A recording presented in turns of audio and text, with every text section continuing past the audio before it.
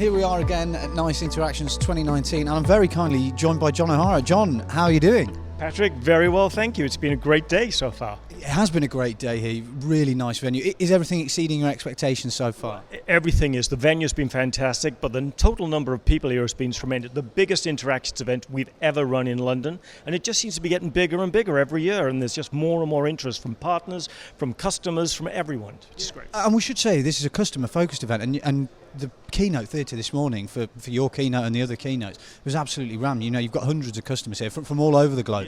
Yes. Oh no, there is. We've got them from all over the globe, as you say, not just from Europe itself, also from the US and APAC, so everywhere.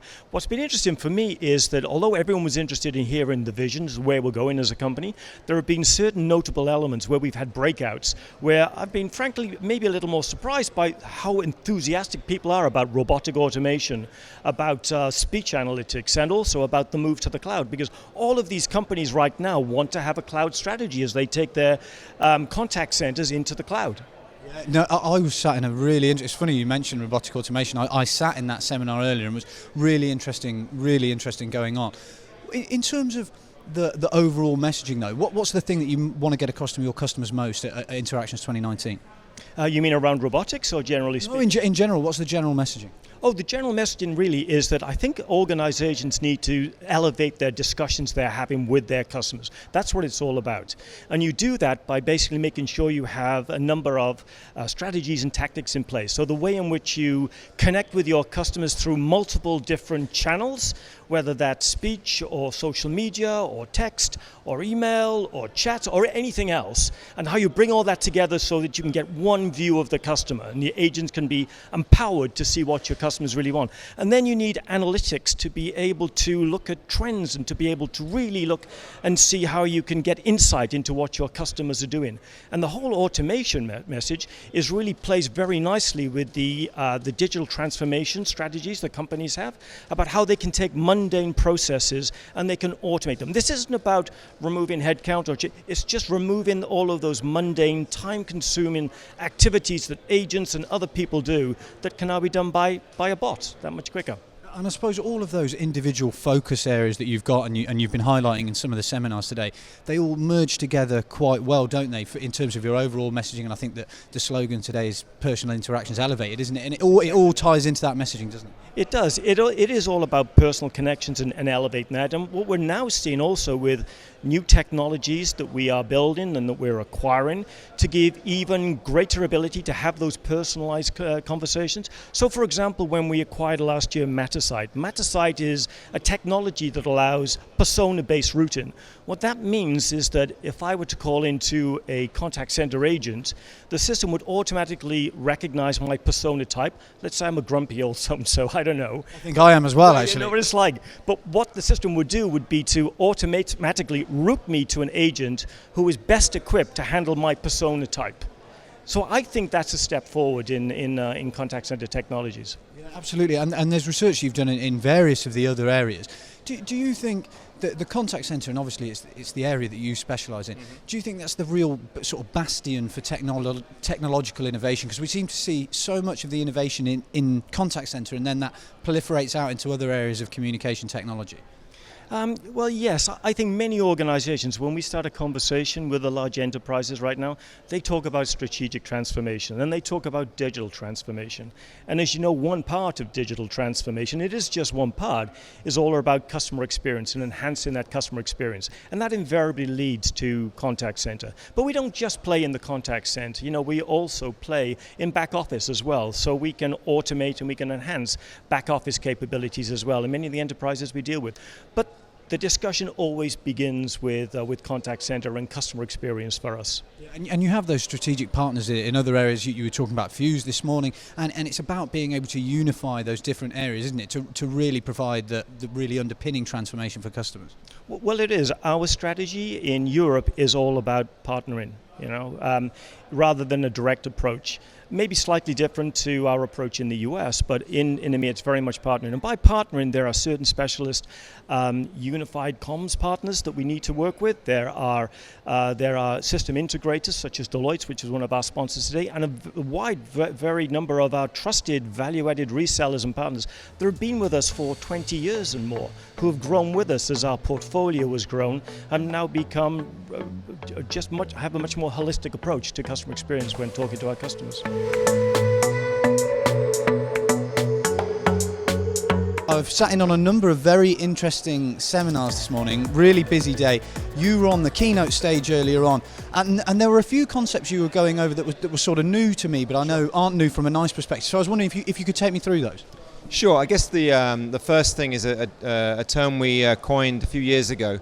We called it the experience revolution. And really it was noting that kind of back in the day, and not so long ago, many of our customers really focused on technology for technology's sake. The battle is going to be won amongst our customers in who creates the best experience for their customers and makes that as seamless and effortless as possible. And it's not necessarily the technology's there to enable that. And so we're kind of taking that message further now and talking about the experience divide, because we see certain customers and prospects out there in our domain who basically are not able to make that jump, and others that have made that jump. And so typically, you have some organizations that are stuck in silos. Every channel, be it chat or voice, is dealt by a different team. Creates huge issues because you have to chop and change the agent population by skill set, by language, and then by channel as well. So working in silos, taking a long time to make decisions about things, monolithic kind of organizations on one side of this experience divide, not able to make that crossing. As opposed to other organizations who are very nimble, innovating, bring together all the channels, both the digital channels and the voice channels together. So one set of agents dealing with that and really managing that in a great way. And what we see out there is certain customers of ours who've crossed that divide, really making an amazing experience for their customers and leaving the others behind. So the role we have to play in that is really to help the market cross that divide and providing them the tools, the technology, the value realization services to really enable that and create that experience for their customers. Yeah, there were some really great demos on stage this morning of your CX1 platform, and the amount of efficiency savings that can be generated. As you said, if you can bridge that divide and truly provide a unified system for customer service, that the benefits are huge, not only for the end customer but for the organisation providing it. Yeah, CX1 is particularly exciting for us. It's like we were given this opportunity to do something that was incredible.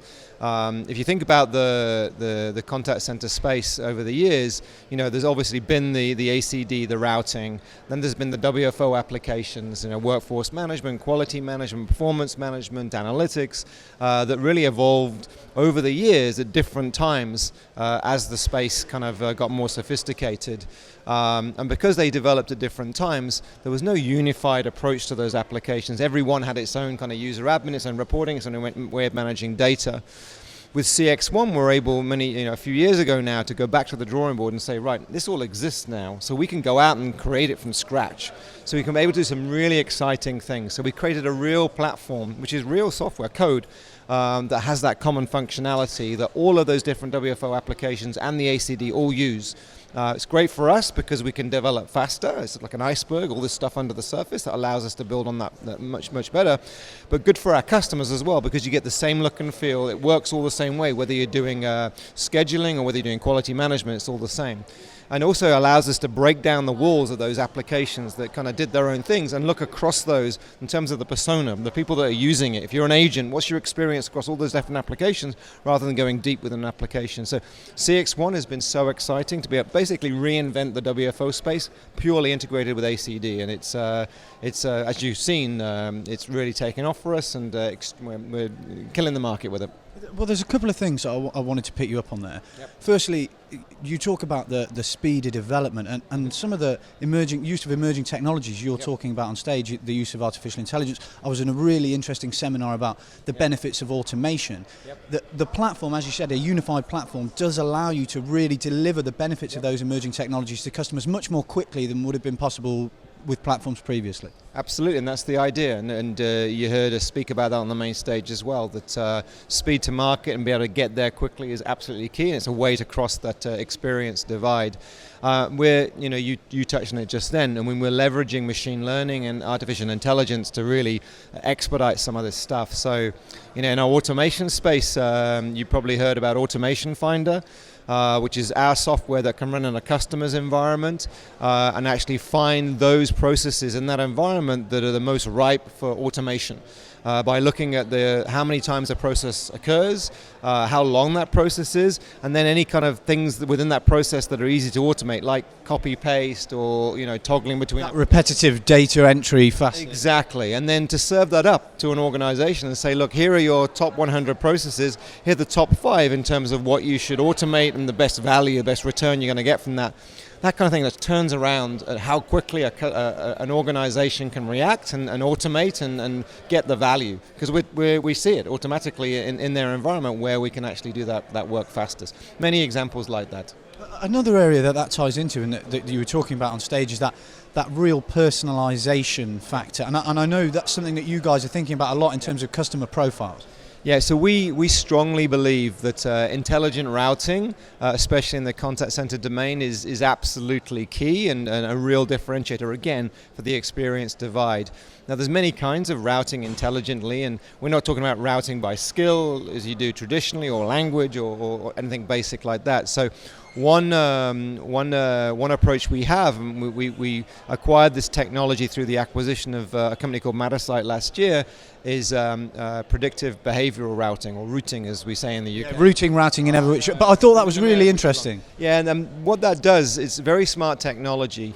It basically, looking at, and by running analytics on the customers who've called in, looking at the words they've spoken, we're able to map every customer's personality into one of 6 different personality types. And then what we do, once we know a customer's personality type, we link that to their phone number. So when that phone number comes in and that customer makes a call, without releasing any information about the customer, we're able to serve back to the organization, here is the best agent to serve that particular personality type, without saying what the customer's personality type is to protect that data. And then what we've done is historically looked at all the agents and said, like, you potentially are very good at dealing with organizers. You take maybe 20% less than your friend over there in dealing with organizers, whereas your friend's better at dealing with the advisor type. So if you're both available and an organizer calls in, we would route that call to you to deal with that. And depending on whether our customer's trying to optimize for handling time or customer experience, pick the best agent based on the personality type of the customer. Now, that's one example of intelligent routing. There are other ways, to route on sentiment or CSAT is another way of doing it as well. If we can predict the CSAT of how happy a customer is as they're calling in, many ways. But that's, I guess, the most exciting one right now, based on personality.